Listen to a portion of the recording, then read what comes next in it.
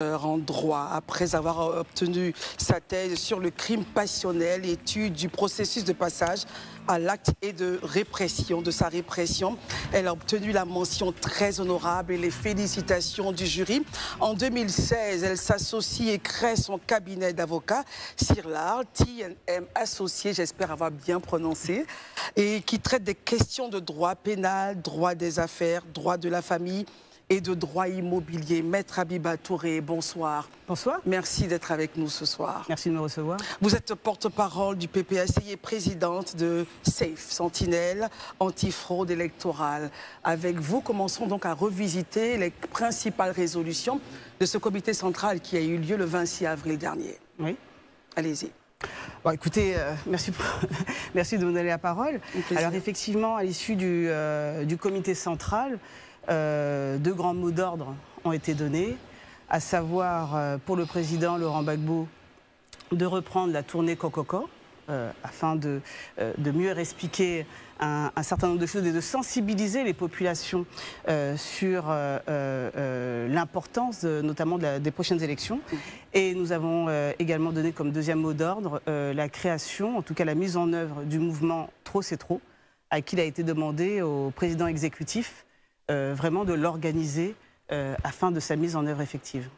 Pascal? Maître, bonsoir. Je vais à la suite de Christelle qui évoquait cette réunion, ce comité central qui a eu lieu, revenir également sur l'une des grandes résolutions que vous y avez prises, c'est-à-dire, vous l'avez dit à l'instant, le mot d'ordre du trop c'est trop. Et ce trop c'est trop, ça part de cristalliser toutes les frustrations, toutes les incompréhensions, toutes les précarités. C'est une protestation multiforme et permanente. Et ce trop c'est trop là va prendre un palier supérieur après la première quinzaine de juin si vos revendications, en tout cas ce à quoi vous aspirez, ne sont pas satisfaites. Ce palier supplémentaire, quel est-il? Ben écoutez, vous vous doutez bien que ce n'est pas sur un plateau télé aujourd'hui, alors qu'on n'a même pas encore laissé le mouvement Trop c'est trop se développer, que je vais évoquer la deuxième phase de la stratégie. Alors parlons de la première phase. Oui. Alors en ce qui concerne la première phase, c'est simple, c'est-à-dire que le président Laurent Gbagbo l'a assez bien expliqué. Il s'agit vraiment, après l'appel de Beaunois et après avoir entendu un certain nombre de préoccupations, de revendications, de peur aussi, excusez-moi, il a été décidé de créer le mouvement Trop c'est trop pour organiser tout cela, organiser toutes ces personnes qui, comme vous l'avez indiqué, en dessous d'une certaine précarité, afin de faire valoir, afin de pouvoir s'exprimer efficacement, d'accord, et de faire valoir leurs droits. Donc c'est un peu l'objet du mouvement Trop c'est trop, c'est d'organiser ce mécontentement-là de façon organisée, de façon à ce que ces mécontentements qui sont... ne pas les laisser dans des individualités, d'accord? C'est-à-dire de faire en sorte que toutes ces précarités puissent, à travers ce mouvement Trop c'est trop, sensibiliser, indiquer véritablement leurs préoccupations afin qu'on arrive à ce qu'il y ait des suites qui soient rendues à ces revendications. Pour ceux qui appellent à leur vœu une opposition unie face aux différents soubresauts que connaît le microcosme politique, est-ce que Trop c'est trop aurait pu trouver voie d'expression dans, par exemple, Cap Côte d'Ivoire, quand on voit les derniers développements qui ont emmené le président Laurent Gbagbo, d'ailleurs, à prendre fait et cause pour, par exemple, le PDCI, qui est membre fondateur de Cap Côte d'Ivoire. Oui, je comprends très bien votre interrogation, mais en réalité, le mouvement Trop c'est trop, ce n'est pas une énième coalition de partis politiques. Ça peut s'adresser à des personnalités, ça peut s'adresser à des associations, ça peut s'adresser aussi à des partis politiques, mais pas qu'à des partis politiques. Je pense que dans l'esprit du président Laurent Gbagbo, il ne fallait pas qu'on s'enferme strictement, et c'est un peu ce qu'il a dit d'ailleurs, entre partis politiques, parce qu'il faut se tenir compte, le mécontentement est généralisé en réalité, donc tenir compte de toutes les différentes préoccupations à travers le mouvement Trop c'est trop. Le PDCI, d'ailleurs, semble-t-il, qu'on a rencontré récemment, a salué l'initiative. Cap Côte d'Ivoire, s'ils veulent en faire partie, pourront intégrer le mouvement Trop c'est trop. Mais ce n'est pas une énième coalition de partis politiques. Vous comprenez? C'est-à-dire que ça regroupe vraiment, ça permet à tous ceux qui ont quelque chose à reprocher ou qui s'estiment victimes du régime RHDP de pouvoir mieux s'organiser à travers ce mouvement. Très bien, restons sur le mouvement Trop c'est trop. On sait qu'en 2010, si mes souvenirs sont bons, n'hésitez pas à me corriger, je peux me tromper, il y avait donc ce mouvement initié par le PDCI contre le pouvoir d'alors, contre le FPI d'alors. Alors aujourd'hui, le FPI organise donc, initie encore le même mouvement Trop c'est trop. Est-ce qu'on peut parler de similitude ou c'est juste parce que... Premièrement, il ne s'agit pas du FPI, mais du PPACI. Et encore une fois... C'était les mêmes dirigeants aussi. En tout cas, en ce qui concerne le mouvement Trop c'est trop du PPACI aujourd'hui, enfin, c'est une initiative... Oui, c'est le même président. Enfin, en 2010, le président du FPI, ce n'était pas le président Laurent Gbagbo. Tout à fait. Donc ce n'est pas le même président. Tout à fait, vous avez raison, mais il était quand même là. Mais ce n'était pas le président Laurent Gbagbo pour rectifier ce que vous êtes en train de dire. Ceci étant, le mouvement aujourd'hui tel qu'il s'organise, vous me dites que ça a été fait par le passé. L'initiative qui est faite aujourd'hui, encore une fois, que j'essaie de vous expliquer, ça regroupe véritablement différentes préoccupations. Très bien. Voilà, et on espère qu'au travers de cela, chacun pourra sortir de cette frustration pour pouvoir s'exprimer à travers le mouvement Trop c'est trop. Juste pour compléter, le président Gbagbo était président à l'époque, hein, donc toujours... Oui, le président de la République. Membre du FPI. Alors, passons à Élisée. Élisée, question. Ok. Moi, tout à l'heure, j'ai écouté minutieusement Maître, mais je voudrais peut-être aborder un autre chapitre avec Maître. Je sais que le PPACI, à entendre ses dirigeants, est un parti légaliste, très attaché au respect des institutions et de la loi. Aujourd'hui, le président Laurent Gbagbo, au regard d'une décision de justice, ne peut pas figurer sur la liste électorale et il n'y figure pas. On ne sait pas pour combien de temps, mais en tout cas, jusque-là, il n'y figure pas. Quelles sont les dispositions légales envisagées par le PPACI pour régler cette solution, ce d'autant plus que c'est un parti qui se revendique légaliste? D'accord. Merci beaucoup pour la question. Hein. C'est vrai qu'elle est pour le moins pertinente. Et c'est bien, et je vous remercie de rappeler qu'effectivement, le PPACI est un parti légaliste. Nous, ce que nous demandons, c'est strictement l'application des lois et des décisions de justice. Hein. Et je vous rappelle qu'il y a une décision de la Cour africaine des droits de l'homme qui enjoint l'État de Côte d'Ivoire de réinscrire le président Laurent Gbagbo sur la liste électorale et de lui redonner tous ses droits civils et politiques et de lui permettre, s'il le souhaite, d'être candidat. Donc oui, effectivement, la question, je dirais que vous parlez aux mauvais interlocuteurs. Nous sommes dans la légalité et nous appelons à ce que tout le monde s'inscrive dans la légalité, à ce que tout le monde respecte toutes les décisions judiciaire, et en l'occurrence, la décision, ce qui concerne le président Laurent Gbagbo, c'est solliciter sa réinscription sur la liste électorale. Et c'est même pas solliciter, on enjoint l'État de Côte d'Ivoire et la CEI de le réinscrire sur la liste électorale et de lui permettre d'être candidat s'il le souhaite. Donc oui, c'est ce que nous demandons, et oui, c'est légal, et oui, nous continuerons à demander le respect de la loi et je dirais des libertés de chacun, parce que c'est ça être légaliste. Daouda. Maître, vous allez me permettre d'aller un peu plus loin encore. Je sais que dernièrement, pour ceux qui ont connu Laurent Gbagbo depuis les années 90, il a toujours dénoncé la prise du pouvoir par les armes. Lui-même, il a été victime d'une prise de pouvoir par les armes. Après être parti en prison, il est revenu. Il n'y a pas si longtemps, on a vu M. Kone Katina qui félicitait les leaders de la junte des 3 pays de l'AES. Plus loin, c'est M. Laurent Gbagbo qui confessait même son admiration et le courage à ces 3 dirigeants-là. Donc moi, je veux savoir, à quel moment... Vous parlez de la tentative de coup d'État en 2002? Oui. Très bien. À quel moment on est contre les coups d'État, on est défenseur de la prise du pouvoir par les urnes, et puis à un moment, automatiquement, on devient en fait le chantre des acteurs de la prise du pouvoir par les armes. Je veux juste comprendre pourquoi... Très bien, je vais vous répondre clairement. Sortez-moi une seule déclaration qui appelle à taper, à applaudir un coup d'État fait par un dirigeant du PPACI. Une seule déclaration où on a félicité, applaudi un coup d'État. M. Katina était au Burkina et il a félicité ouvertement les dirigeants de l'AES. L'a-t-il fait, oui ou non? Non, mais là, si vous voulez, il y a 2 choses. Vous me dites qu'on a salué les coups d'État. Je vous dis, on n'a jamais salué un quelconque coup d'État. Et je vous mets au défi de me sortir une déclaration dans laquelle un dirigeant du PPACI applaudit, félicite un coup d'État. Non. Parce que c'est ce que vous avez indiqué. C'est parce que j'ai dit non, madame. Attendez, maintenant, il y a la deuxième étape. Vous me dites parce que là, président... vous sortez mes propos de ce contexte. Non, mais... Parce que là où je dis, ce que je vous dis clairement, M. Katina, qui est un haut responsable du PPACI, se retrouve au Burkina en train de féliciter, en train de donner des médailles de courage à des gens qui ont pris le pouvoir par les armes. Pas plus loin, M. Laurent Gbagbo vient qui confesse son admiration et un bon regard sur ces personnes-là. C'est de ça que je parle. Il n'a jamais dit qu'il a salué un coup d'État. Non. Donc, d'accord. Donc restez dans le contexte. On est bien d'accord. Voilà. On est bien d'accord qu'aucun dirigeant du PPACI n'a félicité, n'a applaudi un coup d'État. Maintenant, si on est d'accord, passons à la deuxième étape. Vous me dites que M. Koné Katina a fait part de a félicité les dirigeants burkinabés pour leur courage. Les 3 pays de l'AES. D'accord, les 3 pays pour leur courage. Vous n'êtes pas sans savoir que ces 3 pays de l'AES sont confrontés à des actes de terrorisme extrêmement graves que subissent leur population. Donc, quelque part, on peut accepter alors que... Mais ne confondez pas tout.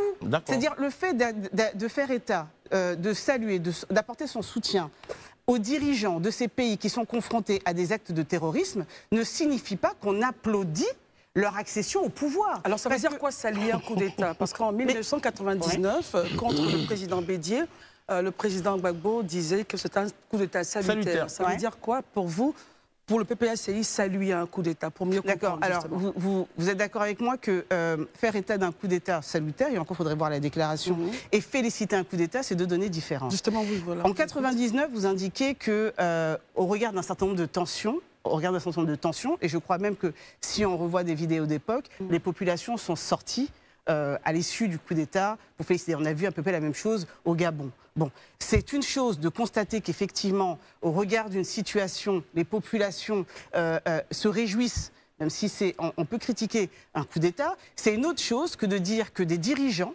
se sont assis pour dire nous félicitons ces personnes pour avoir fait un coup d'État. Ce qui est faux. Vous ne pourrez pas trouver une seule déclaration du président Laurent Gbagbo disant je félicite les dirigeants de l'AES pour leur coup d'État. Vous ne trouvez pas une déclaration de M. Koné Katina qui dit « Je félicite les dirigeants de l'AES pour avoir renversé leur prédécesseur ». Ce n'est pas vrai. Très bien. Comme vous parlez de déclaration, je vais vous lire une déclaration, vous permettez. Dans une vidéo qui est devenue virale sur les réseaux sociaux, Justin Koné Katina a vivement encensé l'homme fort du Burkina, sans oublier le colonel Assimi Goïta et du Mali et du général Tiani. Je cite verbatim. Le temps révèle toujours la vérité. Célébrons nos héros lorsqu'ils sont vivants. Souhaitons beaucoup de chance et de courage au capitaine Ibrahima Traoré, Assimi Goïta et Tiani. C'est important qu'ils sachent que nous sommes avec eux. D'accord. Comment Madame, vous arrivez à m'expliquer que quelqu'un qui a été contre la prise du pouvoir par les armes peut aujourd'hui être avec des gens qui ont pris le pouvoir par les armes. Mais monsieur... Non, je vous laisse terminer votre question. Sérieusement, regardez les Ivoiriens dans les yeux et dites-leur cela, parce qu'il y a comme une forme d'incohérence entre ce que Laurent Gbagbo dit hier et aujourd'hui. On va l'écouter. Vous confondez 2 choses. Encore une fois. Vous confondez l'accession au pouvoir par les armes que personne, mais personne au PPACI n'a salué, et le courage de dirigeants qui essayent de préserver leur population, d'accord, des attaques, des hommes politiques au passage. Oui, des attaques. Mais je vais vous donner un exemple. En France, tout le monde applaudit le général de Gaulle. Tout le monde voit en général de Gaulle un héros national. Le général de Gaulle, en 1945, qui l'a élu? Qui l'a élu, monsieur? Personne. Le général de Gaulle, si je suis ce que vous êtes en train de dire, le général de Gaulle était un putschiste. Dans un contexte pas le même qu'aujourd'hui. Vous mélangez le contexte, madame, c'est très grave. De 1945 en 2027, vous imaginez un peu. Permettons à l'invité de répondre. Ce que je suis en train de vous expliquer, c'est que vous confondez l'accession au pouvoir. On peut condamner, je serai la première à condamner n'importe quel putsch et les actions menées par des dirigeants. On peut être en désaccord avec la manière dont un individu a accédé au pouvoir et saluer les actions qu'il essaie de poser pour préserver sa population des actes terroristes. Ce sont 2 choses différentes. Non, c'est juste la dernière relance. Parce que quand vous dites, M. Katina va féliciter des gens, des dirigeants qui mettent des hommes politiques en prison, qui mettent des journalistes en prison, qui mettent coupe régler tout le pays, et vous estimez, c'est que aujourd'hui en Côte d'Ivoire, vous estimez que nous sommes dans un régime dictatorial, ça se dit tout le temps, mais en même temps vous soutenez des gens qui mettent des gens en prison tous les jours. Comment est-ce que vous-même vous l'expliquez? D'accord, on va l'écouter, très bien. Marius. Sauf erreur de ma part, je crois que vous avez un chroniqueur sur votre chaîne du nom d'Herman Abois qui est passé par la case prison. N'est-ce pas? D'accord? Est-ce qu'on peut dire dans ces cas-là, parce que vous scandalisez, mais scandalisez-vous, commencez par vous scandaliser. Oui, je me suis scandalisé quand Herman était en prison. Donc vous condamnez le régime actuel. Lorsque Herman était en prison, je me suis scandalisé. Je me suis scandalisé. Il faut lui demander. Est-ce qu'on a à notre tête un dictateur qui jette en prison les... Dites-le, non, parce que c'est vous qui le dites à tout moment. Non, madame, c'est vous qui le dites. Parce que vous dites quelque chose ici, mais vous le soutenez ailleurs. C'est très grave, madame. On va s'écouter. C'est très clair. Non, mais c'est très grave. On va s'écouter, s'il vous plaît. Au pouvoir par les armes est condamnable. Maintenant, on peut saluer les actions menées par des dirigeants pour préserver des gens en prison. On peut les saluer. On va l'écouter. Préserver les populations, pour protéger leur population du terrorisme. Maintenant, mais j'aimerais bien vraiment, ça me fait plaisir la manière dont vous vous scandalisez. Vous terminez et puis on passe à Marius. Non, mais je le fais. Ne vous inquiétez pas, madame, je le fais très bien. Marius, allez-y, question. Alors, madame, un autre registre, soyez rassurée d'une chose, on voudrait bien savoir, relativement à l'opération Kokoko. Pour beaucoup d'Ivoiriens, c'est un simple coup médiatique, sans effet réel sur le terrain électoral. Qu'en pensez-vous? Bon, quand on me dit c'est pour beaucoup d'Ivoiriens, lesquels? Parce que nous, ce qu'on entend sur le terrain, nous, ce qu'on entend sur le terrain... Mais sur quelle base, souvent, vous donnez aussi les chiffres? J'ai dit, nous, ce qu'on entend sur le terrain, c'est quand même les populations qui sont ravies. Vous voyez les différentes vidéos, vous verrez que les populations se déplacent. En avez-vous des chiffres? Les populations ravies? Attendez, les populations se déplacent. Avez-vous fait le tour de la Côte d'Ivoire pour avoir les chiffres? Mais monsieur, la tournée Kokoko est à Abidjan. Ce n'est pas le tour de la Côte d'Ivoire, c'est à Abidjan. D'accord. Donc sur les différentes communes où il y a eu la tournée Kokoko, il y a eu une forte mobilisation. Très bien. D'accord, qu'on a pu voir. Je n'ai pas sorti de chiffres, d'accord. Je vous dis, il y a une forte mobilisation. Au regard de cela, on voit que les populations sont assez ravies de voir le président Laurent Gbagbo, d'entendre le président Laurent Gbagbo, d'entendre son message dans le cadre de ces tournées. Maintenant, c'est vous qui me dites, oui, il y a certains Ivoiriens, je vous dis lesquels. Parce que personnellement, ce que nous on voit, c'est quand même une certaine satisfaction des populations à entendre, à voir le président Laurent Gbagbo. Concernant les images, certainement votre chaîne et d'autres chaînes les ont. Je n'ai pas quantifié, mais on voit bien que les populations se sont mobilisées assez massivement pour venir entendre le président Laurent Gbagbo. Alors, une autre question. Alors, c'est justement une des déclarations de M. Laurent Gbagbo, homme politique d'envergure, reconnaissons-le devant l'Éternel, qui disait en 2008 qu'un homme normal, après 75 ans, n'a plus toutes ses facultés pour gouverner un pays. Oui. Nous sommes en 2025. D'accord. Il a plus de 115 ans. Oui. Pourquoi pensez-vous qu'il devrait encore continuer à gouverner là où il a dit qu'à 75 ans, on n'est pas normal, en possession donc de toutes ses facultés pour gouverner un pays? D'accord. Alors monsieur, c'est pas à vous que je vais apprendre que quand on a 75 ans, d'accord, on n'a pas l'énergie et la fougue que quand on a 30 ans, 40 ans. Vous avez raison. Ce que le président Laurent Gbagbo dit, je dirais, mais enfin c'est tellement commun et je pense partagé par un certain nombre d'entre nous qu'il n'y a pas véritablement de débat. Maintenant, c'est est-ce qu'on jouit, est-ce qu'il a les capacités de pouvoir diriger le pays? Quand nous estimons que oui, il estime que oui, d'accord. Et je ne pense pas que dans l'histoire, quand on voit même un certain nombre d'autres dirigeants, aujourd'hui, que l'âge soit véritablement un problème. Si vous me faites état d'autres capacités, est-ce qu'il a l'énergie, est-ce qu'il a la santé? Il démontre qu'il a la santé, donc ça ne pose pas de difficulté a priori pour nous. Très bien. Élisée, ensuite Pascal. Ok. Restons, dans tous les cas, restons toujours courtois sur le plateau. Absolument. Élisée. Ok. Moi, je voudrais revenir un peu sur cette... je ne sais pas si je dirais une incohérence, un peu du PPACI, une cohérence. Le PPACI, ce n'est pas maître que j'apprendrai, n'était pas membre de la CEI, parce qu'il est créé juste autour de 2022, pardon. Mais suite à un accord politique, le PPACI intègre la CEI. Et récemment, le PPACI décide donc de partir de la CEI parce qu'il estime que, bon, vous pourrez peut-être nous rappeler exactement les raisons pour lesquelles, mais vous quittez la CEI. Est-ce que vous pensez objectivement que pour des personnes qui sont mues par une volonté démocratique, c'est une démarche à avoir? Ça, c'est déjà la première question. La seconde question, on voit que dans vos revendications, vous demandez qu'on puisse sursoir à l'organe et mettre en place un nouvel appareil qui va gérer les élections. Vous avez dit tout à l'heure, vous avez convoqué la décision de la Cour africaine de justice et des droits de l'homme sur une décision qui doit être appliquée. Mais nous avons aussi l'organisme sous-régional, la CEDEAO, qui a dans un de ses protocoles dit qu'on ne peut toucher ni les tests, ni affecter les organes des élections à 6 mois des élections. est-ce que quelque part, vous ne pensez pas que le PPACI est, en fait, souffle le chaud et le froid en même temps? D'accord, merci. Alors, il y a plusieurs questions. Oui, oui. Commençons par Oui, je pense qu'il y a quand même deux principales. Oui. D'accord. Okay, oui. Bon, alors, déjà, vous me dites, est-ce que c'est vraiment... est-ce qu'on s'inscrit dans une logique démocratique en suspendant notre participation au sein de la CEI, hein, si j'ai bien compris. Ouais. Bon. Mais est-ce que vous savez qu'en démocratie, on peut aussi dire non? En démocratie, on n'est pas forcé de dire oui à tout. La démocratie, le président le rappelle assez souvent, c'est le fait de ne pas être d'accord. Et quand on n'est pas d'accord, on se pose, on discute, d'accord? C'est ça la démocratie, c'est pas prendre les armes, d'accord? C'est s'asseoir, se discuter, on peut s'opposer, d'accord? C'est ça la démocratie. Aujourd'hui, qu'est-ce qu'on constate? On a constaté une CEI aux ordres. De qui? Une CEI aux ordres du pouvoir. Une CEI aux ordres du pouvoir. Les éléments factuels de preuve, s'il vous plaît. D'accord, les éléments factuels de preuve. Vous avez par exemple à l'époque, lorsqu'il s'agit, vous savez qu'il y a des dispositions légales qui exigent la communalisation de la Côte d'Ivoire, d'accord? Qui ont communalisé la Côte d'Ivoire. Ce décret n'est pas abrogé, il est encore d'actualité. J'en parle parce que le président Cuillière, à un moment donné, en a fait état pour expliquer le découpage électoral qui a été fait. Et il a expliqué parce qu'effectivement, il fallait appliquer les dispositions du décret. Et puis il a fallu un courrier du ministre de l'Intérieur en disant non, on n'applique pas ce décret, pour qu'il se couche et qu'il n'applique pas ce décret. Donc si ça, c'est le comportement d'un organe qui se veut indépendant, c'est problématique. Cet élément, bon, bref, cet élément, du ministère, non, je veux juste savoir, c'est une relance, on est en train de parler devant les Ivoiriens, il faut qu'on comprenne. Cette injonction du ministère de la Justice est parvenue quand et quel était le libellé? Le ministère de l'Intérieur. Le ministère de l'Intérieur est parvenu à quelle date?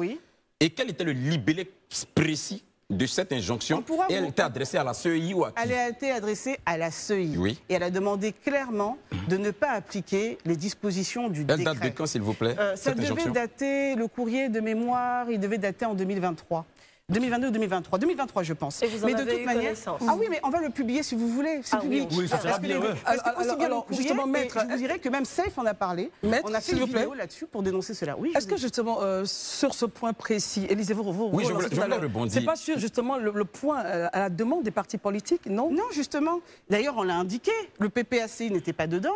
Ni le PPACI et un certain nombre de partis politiques nous ont dit la même chose. On dit que, mais à aucun moment, le ministère de l'Intérieur n'avait pris attache avec les partis politiques pour solliciter la non-application du décret. À aucun moment. Mais maître, pour une question de cohérence, oui. Est-ce que vous ne pensez pas qu'on est dans une dynamique de cycle électoral? Nous avons fait les législatives en 2021, nous avons fait les municipales et régionales. Vous me dites que c'est un courrier qui date de 2023, qui demande qu'on puisse mettre en application quelque chose dont on n'a pas pris compte dans le processus. Qui demande à ce qu'on n'applique pas un décret. Qui demande à ce qu'on n'applique pas un décret. Mais je veux savoir le processus qui avait été fait jusque-là, avait tenu compte de ça, oui ou non? Parce que vous avez dit qu'il y a un courrier qui est venu en 2023, il daterait autour de 2023. Nous sommes dans un cycle électoral qui est couronné par, je vais dire, qui va reprendre fin avec le début de l'autre cycle qui commence avec l'élection. Mais on a déjà fait des élections présidentielles, on a fait les législatives, on a fait les municipales et les régionales. À quel moment on applique donc ce décret-là alors que les autres élections étaient faites sans ça? C'était avant les élections municipales. Mais enfin bref, j'ai répondu à la question, vous m'avez demandé un exemple. Je vous ai donné un exemple. Dans tous les cas, nous sommes en train de faire la recherche du courrier pour le temps de la fin de l'émission. Ça n'absout pas de savoir pourquoi ça n'a pas dérangé. Elle va répondre. Elle va répondre. De quoi? Pourquoi ça n'a pas... J'ai pas compris. Qu'est-ce que vous avez dit? Pourquoi ça n'a pas dérangé que cette mise sous éteignoir de ce décret de communalisation vous permette de ne pas... En fait, vous n'avez pas dénoncé la situation pour les autres élections. Mais nous l'avons dénoncé, madame. C'est que vous ne nous écoutez pas, vous ne nous entendez pas. Sinon, ça... Cet élément, nous l'avons dit. Non, mais on le dit. Mais vous aviez un représentant au sein de la CEI. Alors, attendez. Le président de la CEI, le représentant de la CEI, c'est encore autre chose. Madame, clairement... Pourquoi c'est encore autre chose? Non, parce que j'essaie de répondre à la question, à savoir, on partait sur le fait que j'indique et je soutiens que la CEI est tout sauf indépendante. La CEI est tout sauf indépendante, et j'ai donné un exemple concret, puisqu'il m'a été demandé un exemple concret. Voilà pourquoi la CEI n'est pas indépendante.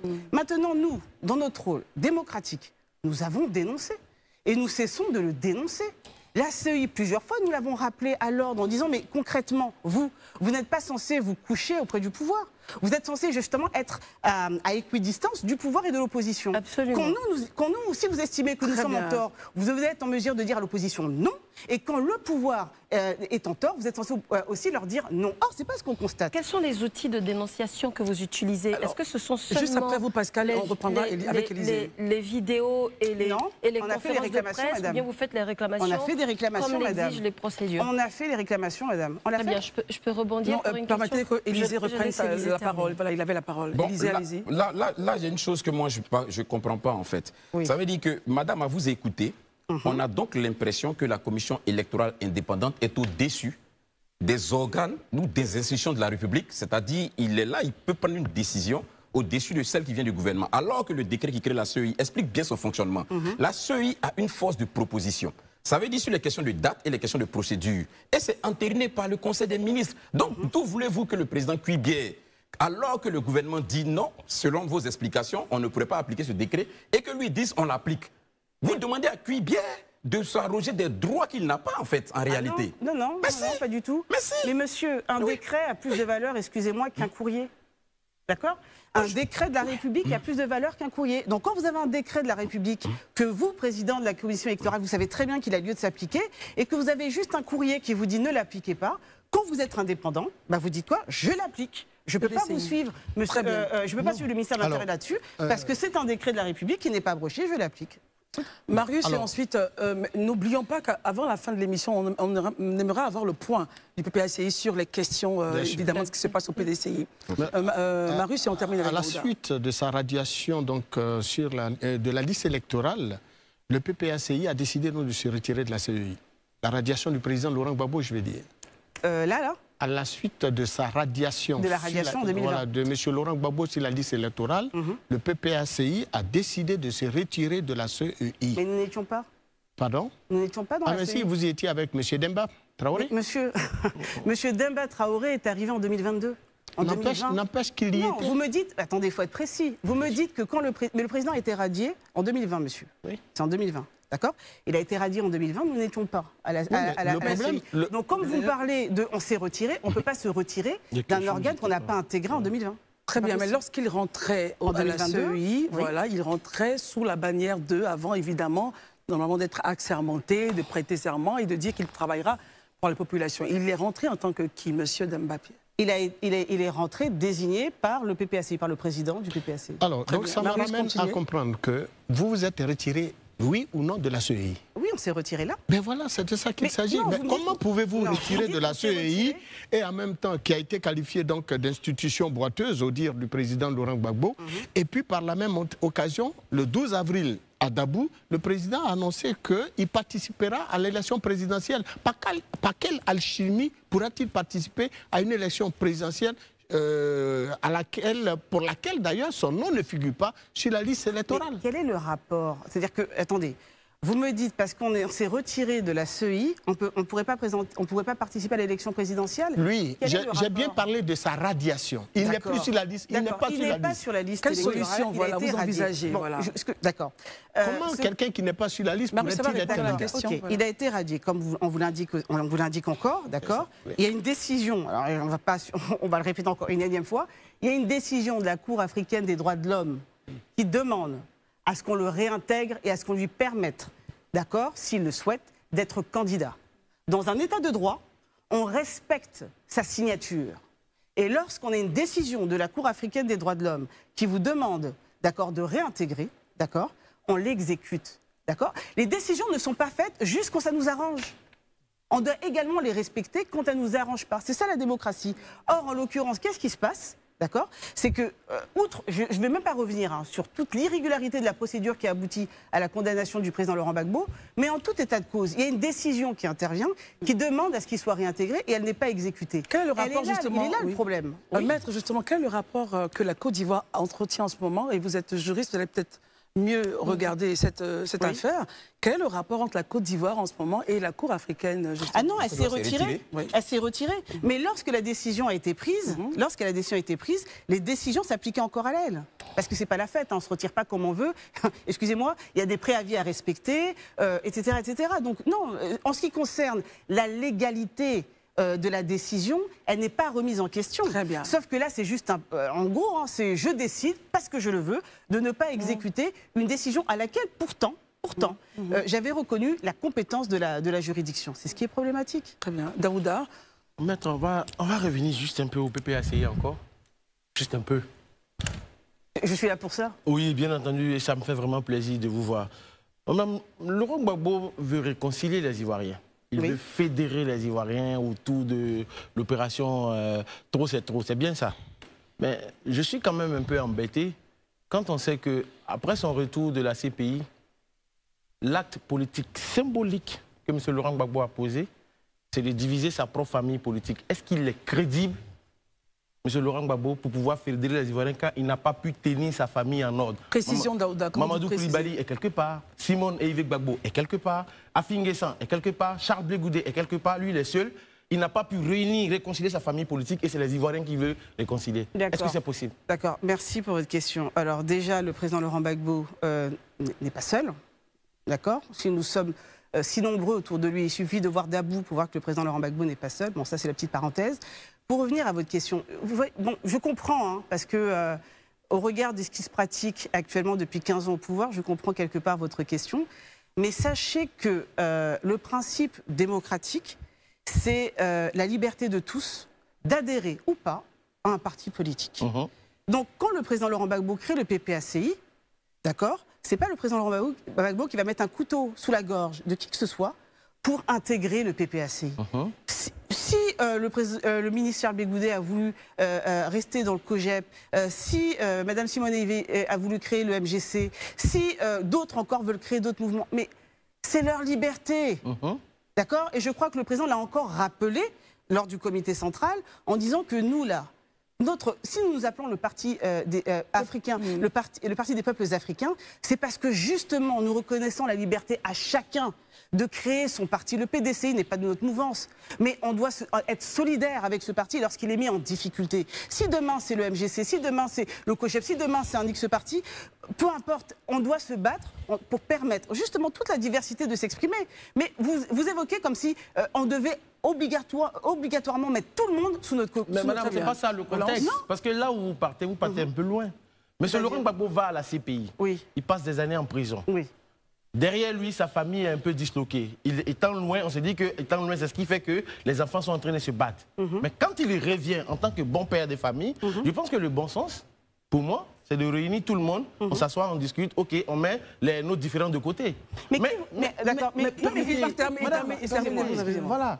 Mais finalement, quand lui, il n'a pas été capable de réunir sa propre famille politique, on parle de famille politique de 5-6 personnes. Et là, cette fois-ci, il veut réunir des Ivoiriens, 30 millions d'habitants en Côte d'Ivoire. D'accord. Et c'est ceux-là qui veut réunir. Il a lancé l'appel de Benoît, il n'y a pas du monde qui s'est bousculé au portillon. Là, il lance l'opération Trop c'est trop. Vous pensez que Laurent Gbagbo, les gens l'écoutent encore? Très bien, on va laisser répondre. Parce que quand vous parlez de Dabou, il y avait full mobilisé. Moi, je me donne les moyens, je mobilise le Stade Félix Fauboigny. Permettons à notre invité de répondre. Ne vous inquiétez pas. Permettons à l'invité de répondre. J'aimerais bien le voir. Et sans pain et sardines, j'aimerais bien le voir. Ceci étant... Oui, ben ça, c'est pour vous. Ceci étant, encore une fois, je pense que, bon, déjà, je pense que vous n'avez pas bien compris, mais enfin... Je suis un peu bête, sûrement, donc rendez-moi intelligent. C'est pas bête, mais le président Laurent Gbagbo l'a si bien dit. Il y a eu l'appel de Benoît. Vous dites, il n'y a pas eu foule. Mais le président Laurent Gbagbo, le parti a été reçu par la plupart des partis d'opposition, la quasi-totalité des partis d'opposition. D'accord? Pour expliquer à quel point il était important, au regard de ce qu'on pouvait constater au sein des populations, au regard de nos propres préoccupations en tant que parti politique, d'essayer en fonction de trouver un dénominateur commun, d'accord, pour pouvoir être plus efficace. Ce que vous ne comprenez pas, c'est que le mouvement Trop c'est trop, mais c'est la suite logique. C'est la suite. C'est pas un énième mouvement où c'est pas ça peut marcher. Non, c'est la suite logique. C'est parce qu'il y a eu l'appel de Benoît qu'il y a le mouvement Trop c'est trop. L'appel de Benoît où personne n'y est venu. Finalement. Mais qu'est-ce que vous racontez? C'est l'appel de Benoît qui permet la mise en œuvre du mouvement Trop c'est trop. Personne n'y était. Mais qu'est-ce que vous en savez? Mais comment, qu'est-ce que j'en sais? Attendez, merci beaucoup. Le FPI que vous allez voir est au Cap. Le MGC que vous allez voir, ils sont au Cap. Nous avons terminé. C'est la suite qui a donné lieu au mouvement. Nous avons terminé. Nous avons terminé. Alors, Le point de trop, c'est trop de 2010 dont on parlait. Je pense qu'on a retrouvé quelques images. S'il n'y a pas de similitude, tant mieux, mais c'est un mouvement qui a déjà existé en Côte d'Ivoire.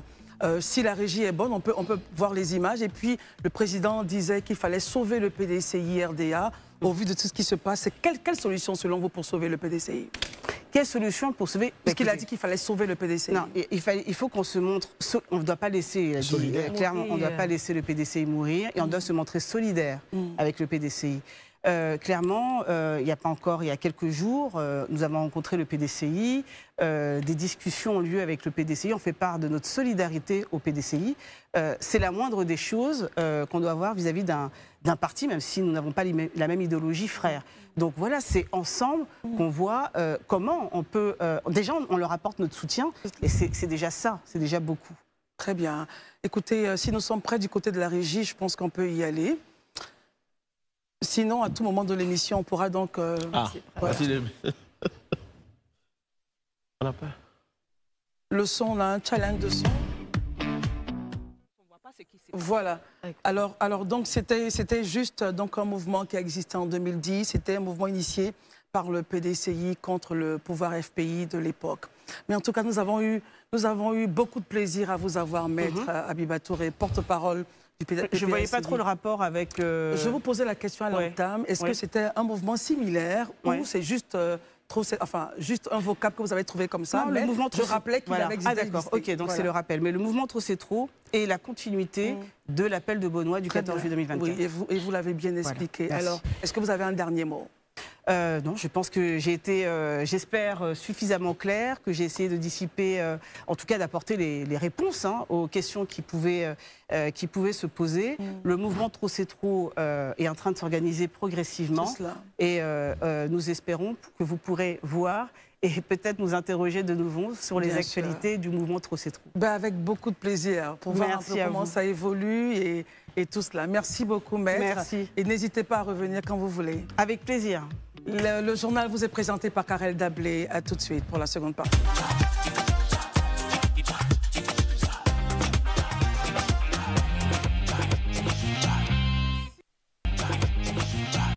Merci d'être avec nous pour la seconde partie de ce temps d'antenne. Seconde partie entièrement consacrée aux propos du ministre de la Jeunesse, Touré Mamadou, qui s'exprima ainsi chez nos confrères de France 24. Il disait que nous pensons qu'Alassane Ouattara a encore beaucoup à apporter à la Côte d'Ivoire. Pour nous, le plan A, c'est Alassane Ouattara. Regardons cette vidéo et on débriefe après. Alassane Ouattara sera candidat à sa propre succession. Est-ce qu'il sera candidat pour un 4e mandat? En tout cas, c'est notre volonté, c'est notre souhait, c'est le souhait de son parti, c'est le souhait de l'ensemble de ses militants, au regard de tout ce qu'il a pu apporter à ce pays les 15 dernières années, au regard donc du bilan réduisant que nous avons eu. Vous savez, nous avons une richesse qui a été plus que doublée, je parle en termes de PIB. En janvier dernier, il avait déclaré qu'il était prêt, mais qu'il y avait une demi-douzaine de personnes qui pouvaient aller à sa place dans le parti, dans cette formation politique, le RHDP. Est-ce que ce n'est pas souhaitable, à son âge, à 83 ans, qu'il laisse la place, puisqu'il y a une demi-douzaine de candidats qui pourraient prendre sa place? Le RHDP est un grand parti. Nous ne sommes pas comme ceux qui considèrent qu'il n'y a pas de plan B, plan C, plan Z. Non, nous sommes un grand parti qui regorge de beaucoup de cadres compétents. Et vous savez, madame, l'élection présidentielle recommande beaucoup de choses au-delà de la compétence.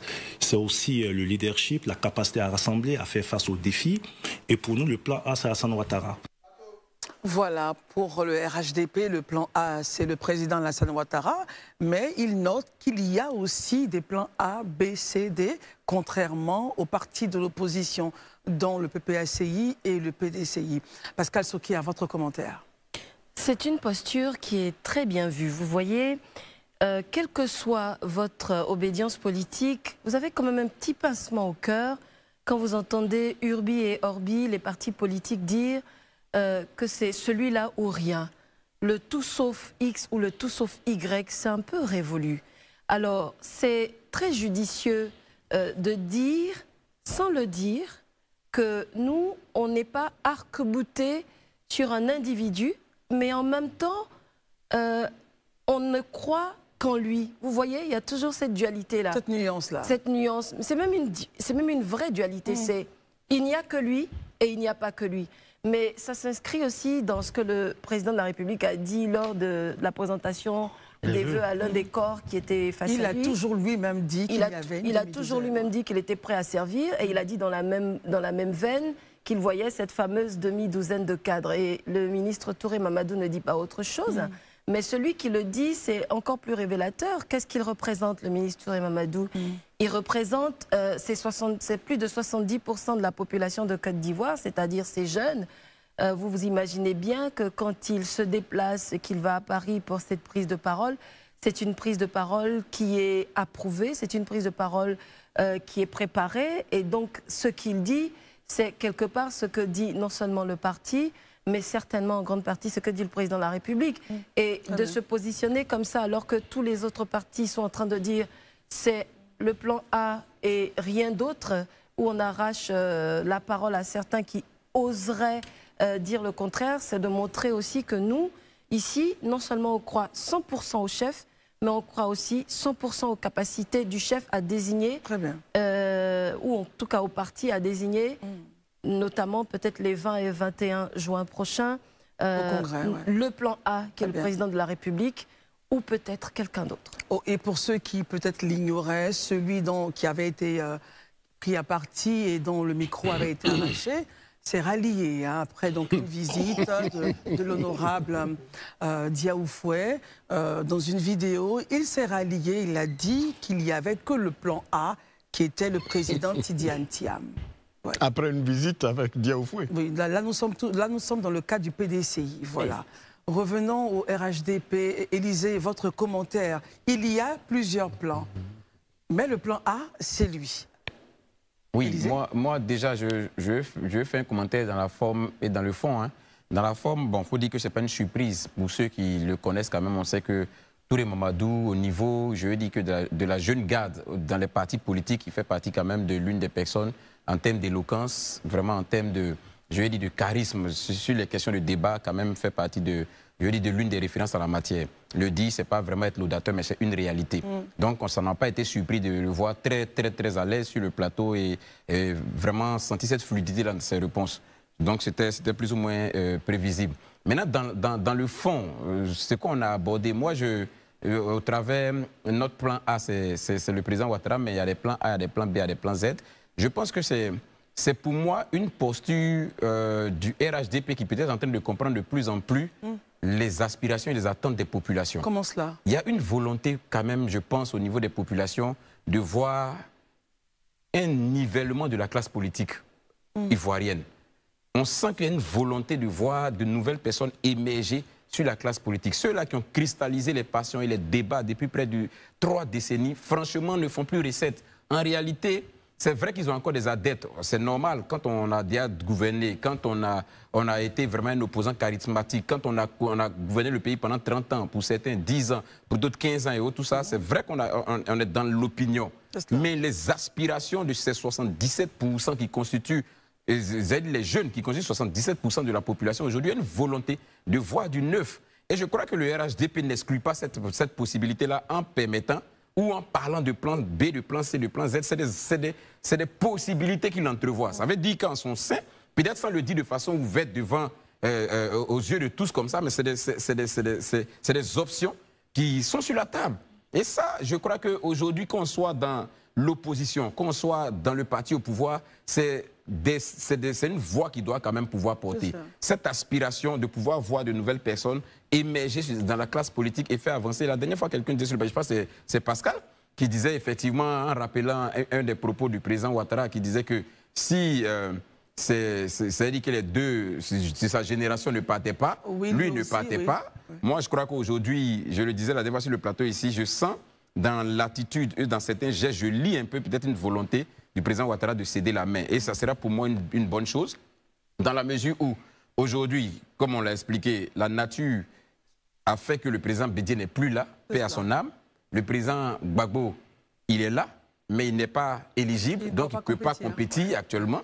Ben, le président Ouattara pourrait, à eux trois, décider définitivement en 2025 de vraiment permettre que le pays puisse voir d'autres dirigeants qui vont le conduire. Moi, je dis et je répète, je ne crois pas en cet homme providentiel qui est le Messie et qui viendrait, puis tout va se transformer, ou bien qui agirait, puis tout va... Non, chaque Ivoirien, autant qu'il est à ce potentiel-là, et je pense qu'il y a cette possibilité-là, avec d'autres acteurs, de faire avancer le pays encore de plus.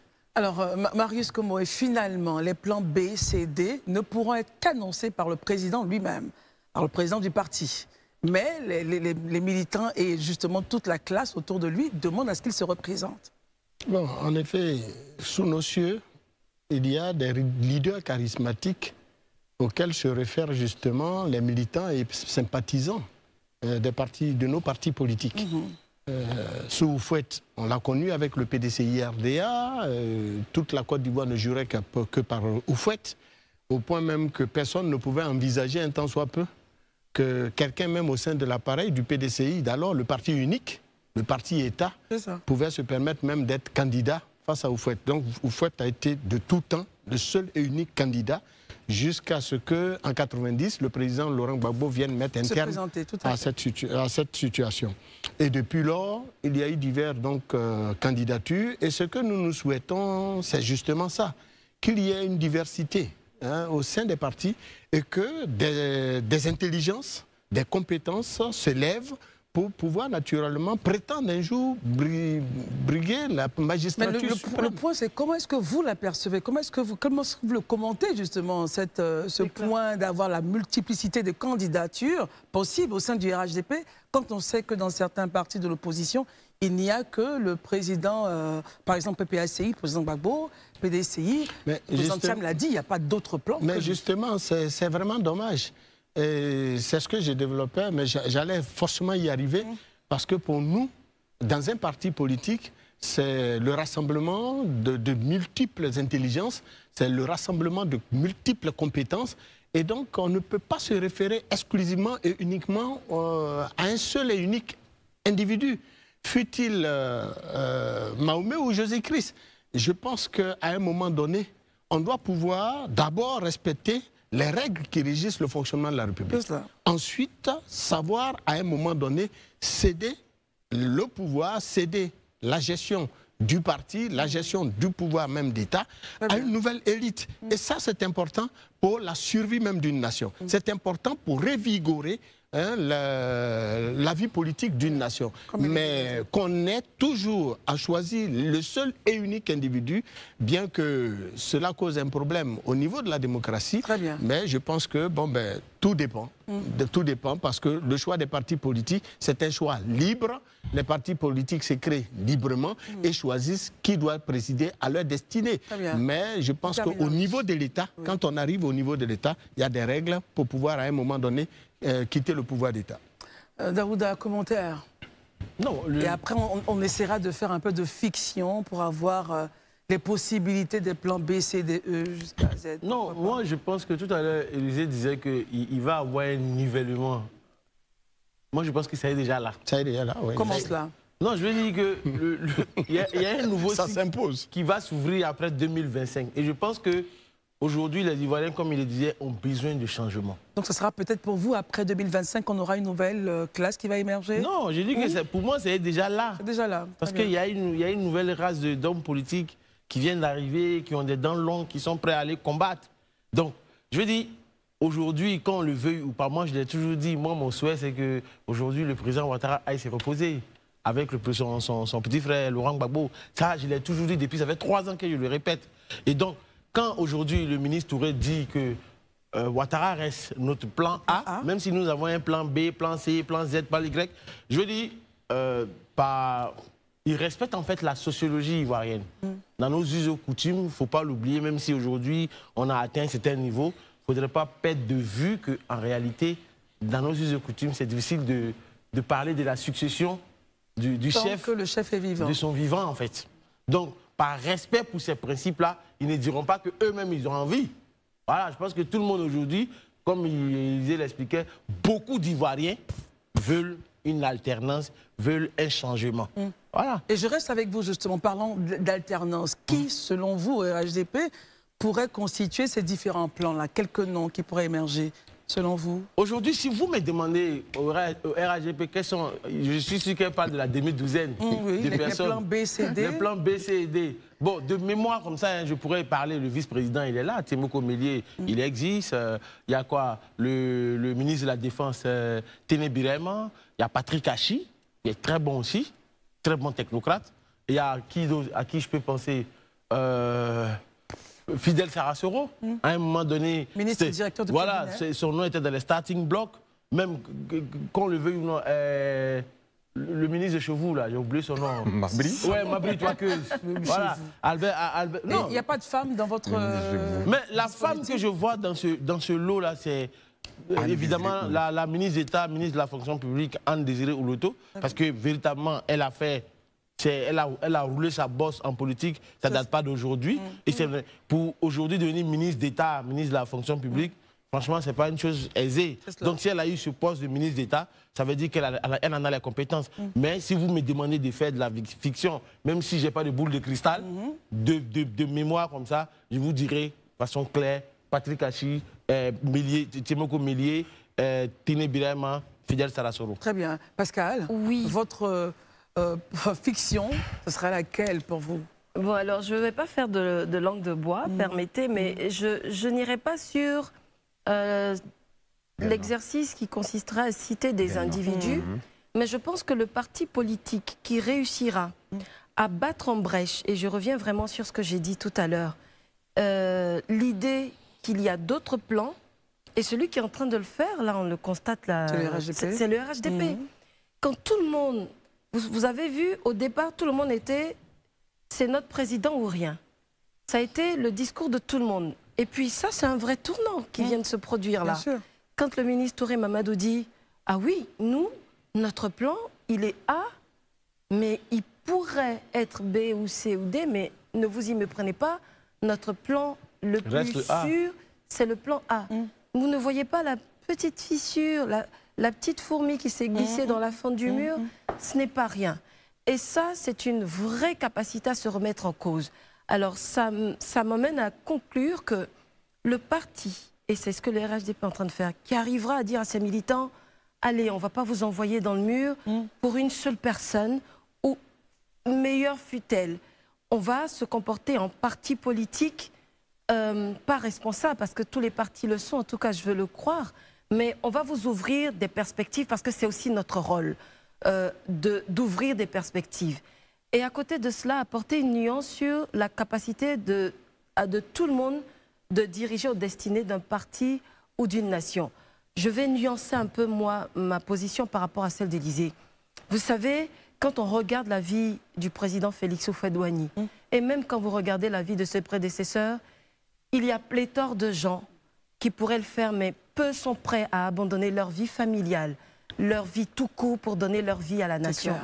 Il n'y a pas d'homme providentiel, mais pour diriger, pour être aux destinées, aux manettes d'un pays, je pense qu'il faut avoir quelques capacités exceptionnelles. Très bien, on termine cette émission avec vous, Élisée, votre point, et celle de Marius. On a une minute pour ça. Allez-y, Élisée. Ok. Moi, tout comme Pascal, hein, je n'irai pas vraiment à faire, je lis une litanie de non, mais je vais juste demander aux différents partis politiques, que ce soit de l'opposition ou du pouvoir, de vraiment comprendre et de savoir lire l'environnement et puis le temps et la sociologie. Il y a une véritable aspiration à ce qu'on puisse fermer la parenthèse des 3 années de décennie. Et quand je dis fermer la parenthèse des 3 années de décennie, vraiment, je ne veux pas être contre quelqu'un, mais c'est une manière de dire qu'on pourrait, une bonne fois pour toutes, permettre que des Ivoiriens voient la possibilité pour d'autres d'être au devant de la nation plutôt que ce qu'on a connu pendant ces 3 dernières décennies. C'est tout ce que chaque parti doit pouvoir l'entrevoir maintenant. Marius, on termine avec vos 4 demi-secondes. Oui, pour nous, il n'y a pas d'homme providentiel. Parce que pour nous, la vérité, c'est que quand on gouverne un pays, quelles que soient ses compétences, quelle que soit son intelligence, on a autour de soi une équipe. Et d'ailleurs, c'est la raison pour laquelle, une fois venu au pouvoir, il y a un gouvernement, il y a des présidents d'institutions, il y a des directeurs généraux, chacun met en œuvre la politique, le programme de gouvernement et le projet de société pour lesquels d'ailleurs on advient au pouvoir. Alors donc on peut toujours aller puiser au sein de chaque parti pour sortir un leader au fin naturellement de le mettre au diapason et permettre à ce dernier de battre campagne avec son parti pour accéder au pouvoir. Mais toujours rester sur l'unique individu, ça cause problème en termes d'expression de la démocratie. Rendez-vous donc pour le RHDP les 20 et 21 juin, justement pour savoir qui sera le candidat de ce parti au juste électoral d'octobre 2025. Merci d'avoir été avec nous pendant toute cette semaine. Bon week-end. Pascal, excellent week-end. Élisée, pareil. Marius et Daouda, bon week-end à vous. Et puis voilà, que Dieu nous garde. Les programmes continuent sur Live TV. Bonsoir. Alors, Laurent Gbagbo a été acquitté à la haie. C'est-à-dire, on a abandonné toutes les charges et tout contre lui. On s'est rendu compte qu'on a fait des enquêtes sur lui pour rien et tout, et qu'il n'était pas forcément coupable, comme on le pensait. Le bureau de la CPI en Côte d'Ivoire est en train de fermer. On ne connaît toujours pas les résultats d'enquête de tous les massacres perpétrés en Côte d'Ivoire. Je pense qu'il a été, je crois qu'il y a une autorisation du président Ouattara pour que Laurent Gbagbo puisse rentrer en Côte d'Ivoire. Parce que même après être acquitté, il a fallu qu'il reste 2 ans en Belgique et avant de rentrer en Côte d'Ivoire. Donc aujourd'hui, Laurent Gbagbo veut être candidat. Il ne peut pas être candidat parce que même s'il a été acquitté, en Côte d'Ivoire, il y a une peine de 20 ans. Et je crois que cette peine, je pense que s'il n'est pas en prison, c'est parce que le président Ouattara, il a signé un document, il a armistié, un truc comme ça, pour que Laurent Gbagbo soit là et qu'il puisse être libre en fait. Du coup, ça va un peu compliquer la candidature de Laurent Gbagbo. Est-ce que Laurent Gbagbo sera finalement candidat? Ça, on ne peut pas le dire, mais lui, il est confiant parce qu'il dit, par exemple, les gens ne croyaient pas quand il avait dit qu'il devait être candidat contre Houphouët-Boigny, le grand Houphouët-Boigny, les gens ne croyaient pas. Mais il a fini par être candidat face à Houphouët-Boigny. Cela a ouvert les portes au multipartisme en fait. Donc, disons que quelque chose peut encore se créer, on attend le suspense. Il y a du suspense, mais si Laurent Gbagbo le dit, avec l'expérience qu'il a, on pourrait le voir candidat dans la liste définitive. Pourquoi pas? En tout cas, c'est ce que on souhaite. Moi, je le souhaite personnellement parce que ce serait bien que même si M. Ouattara veut bérir un nouveau mandat, qu'il affronte.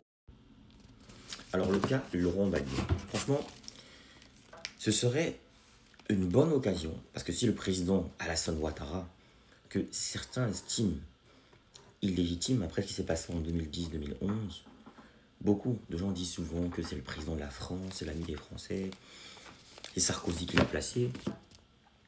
Et le fait que la candidature de Laurent Gbagbo soit rejetée, cela ne contribue pas à arranger les choses, ça ne contribue pas à apaiser l'atmosphère politique en Côte d'Ivoire, parce que les gens vont continuer à le penser. La seule façon pour que les gens arrêtent de penser, la seule façon, parce que il est indéniable que Alassane Ouattara a fait un gros travail en Côte d'Ivoire, il a développé la Côte d'Ivoire, ça c'est indéniable, il a beaucoup travaillé, mais la question de la légitimité ou de l'illégitimité d'Alassane Ouattara peut être réglée lors de cette élection 2025. Moi je le pense. Pourquoi? Parce que si le président Ouattara accepte, alors, qui accepte la candidature de Laurent Gbagbo, parce qu'il a les moyens, il a le pouvoir de gérer ça, parce qu'on sait que Laurent Gbagbo également avait accepté sa candidature, lui qui ne pouvait pas être candidat à cause de certaines lois, notamment l'ivoirité et tout. Mais je pense que le président Laurent Gbagbo avait fait le nécessaire pour que Alassane Ouattara soit candidat. Je pense que Ouattara devrait le rendre l'ascenseur, faire tout ce qu'il faut pour qu'il soit candidat, et le battre. Si Alassane Ouattara bat Laurent Gbagbo dans cette élection-ci, je pense que le débat sera clos définitivement sur la légitimité d'Alassane Ouattara, et puis il partira, on va dire, la conscience un peu tranquille, quoi. Mais si on met Laurent Gbagbo hors jeu, on a l'impression qu'il y a une forme de machination. Voilà, vous voyez un peu. Donc du coup, il y a des suspicions.